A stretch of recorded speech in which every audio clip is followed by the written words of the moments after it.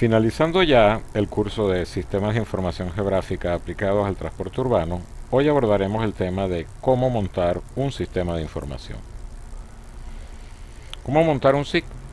Al igual que cualquier otro sistema de información, normalmente debemos recorrer tres fases o modelos. Primero debemos elaborar un modelo conceptual, luego un modelo lógico y posteriormente un modelo físico. ¿De qué trata el modelo conceptual? Precisamente de la conceptualización de cómo vamos a transformar esa realidad en nuestro sistema. Cómo cada uno de los objetos de la superficie van a ser representados de manera espacial y cuáles deberían ser los atributos que los van a caracterizar.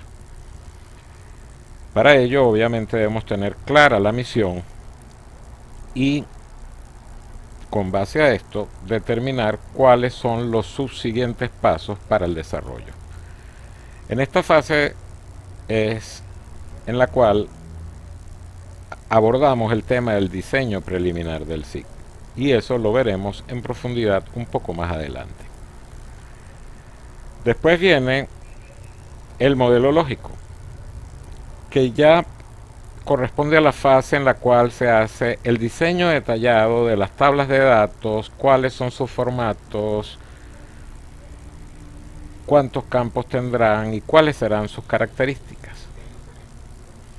Lo que estamos es prediseñando de cómo vamos a almacenar toda la información que vamos a levantar y cómo va a estar representada.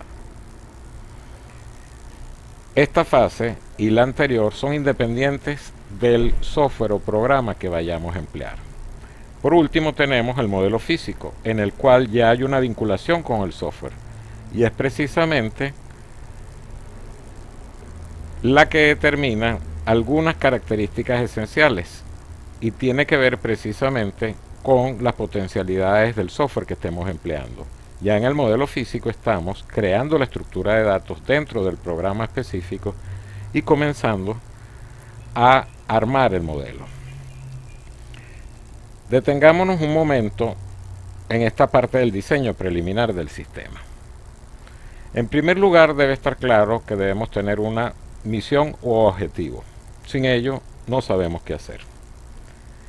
Luego, esto ocurre en un contexto y en una escala de trabajo, en un marco espacial. Todo SIG tiene esa característica, tiene un contexto espacial. Después tenemos que descomponer el problema en variables, ver cuáles de esas variables son relevantes y cuáles no. Aquellas que son relevantes debemos ver cómo representarlas, léase qué tipo de entidades van a representar a cada una de esas variables. Posteriormente, una vez definidas, vemos cuáles son los atributos que van a caracterizar a cada una de esas entidades. Debemos obviamente identificar las fuentes de información secundaria y primaria y ver en detalle si es factible lo que habíamos planeado previamente. De no serlo, debemos redefinir cuando menos los atributos y las características que queríamos incorporar al sistema. Debemos prever cómo cargar la información en el sistema, y esto tiene que ver con los formatos que encontramos. Muchas veces no están directamente relacionados para poder ser montados. Definir el o los análisis necesarios, las salidas o productos, y esto es un recorrido que debemos hacer obligatoriamente antes de salir a levantar la información o tomar alguna decisión.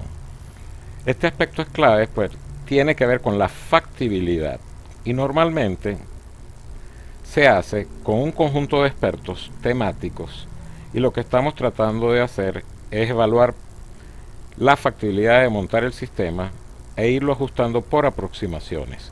Este aspecto es clave para poder tener un éxito en la implementación definitiva del sistema.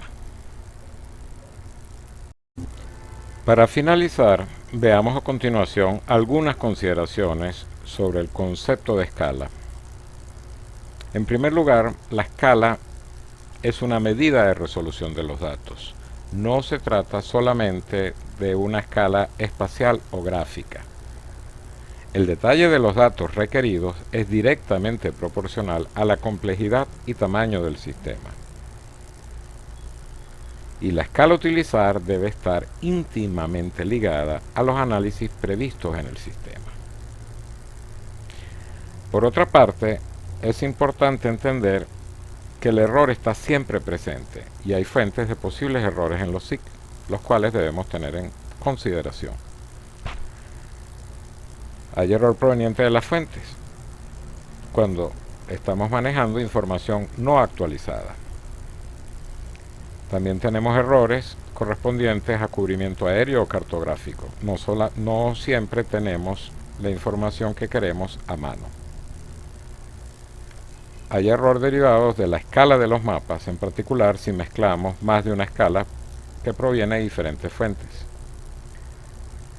Otras debido a densidad de observaciones, que a veces no son suficientes debido al factor costo.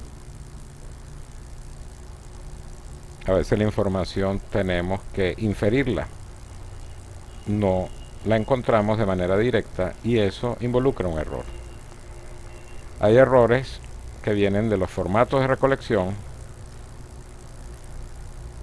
inconsistencias a veces en las unidades y por último errores de transcripción.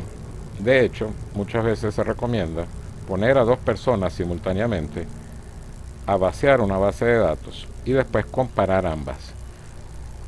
Ambos se van a equivocar, lo que es difícil es que ambos cometan el mismo error.